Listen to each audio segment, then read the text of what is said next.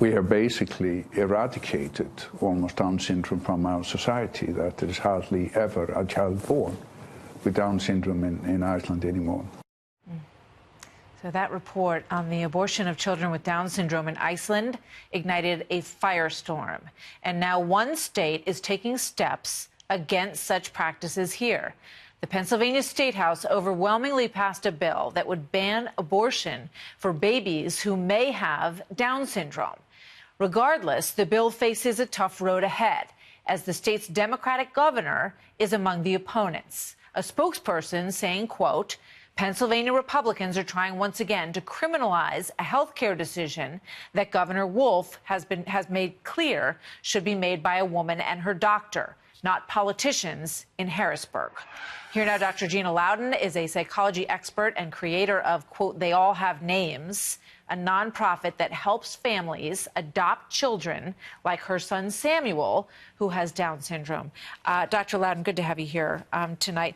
Always great to be with you. We sort of follow this. There are several states that are taking measures along these lines, and they're looking for ways to ban these abortions that are based on early markers in testing that is done when someone's pregnant that say there's a possibility that there are some markers that could indicate Down syndrome.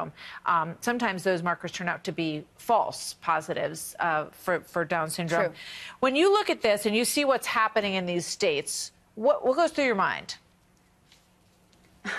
Well, I'm glad that states like Pennsylvania are taking steps to recognize that as a culture, Martha, we talk a lot about tolerance and about civility and those sorts of things. And then at the same time, is there anything more heinous or more discriminating than killing someone based on a disability? I mean, we have to really ask ourselves that question as a culture. But like anything, you follow the money. There's a reason why that a legislature like the one in Pennsylvania can pass this by such a wide margin. I believe the numbers were like 139 to 56 or something. Right. But the governor opposes it, and he's a Democrat, and that's by design, Martha, because about $1.5 million of taxpayer money is spent every day on abortion, and most of that ends up in Democrat politicians' coffers. It's just the reality. Yeah, I mean, you make such an interesting point in terms of tolerance. That is something that, you know, most people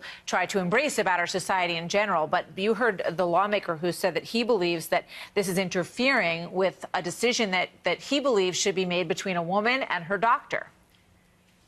Well, if this really isn't about money going into Democrat coffers, great. Then how about these same Democrat lawmakers propose bills that fund families when there are hundreds of them waiting, like my family adopting Samuel, hundreds of families waiting in the United States to adopt these babies? Why not fund those efforts? Adoption is an expensive process to begin with. It can cost between anywhere from like $10,000 to $50,000 to adopt a child with special needs. And at the same time, there are no monies available for that on the federal level. Instead, the money goes into killing the babies, which is, in my opinion, the worst form of discrimination against someone with a disability ever. Yeah. Well, as you point out, there is another choice, and They All Have Names helps to connect people who may not feel that they're equipped to carry out, to take care of this child, and they can find adoptive homes. And there's lists and lists of them waiting to be adopted.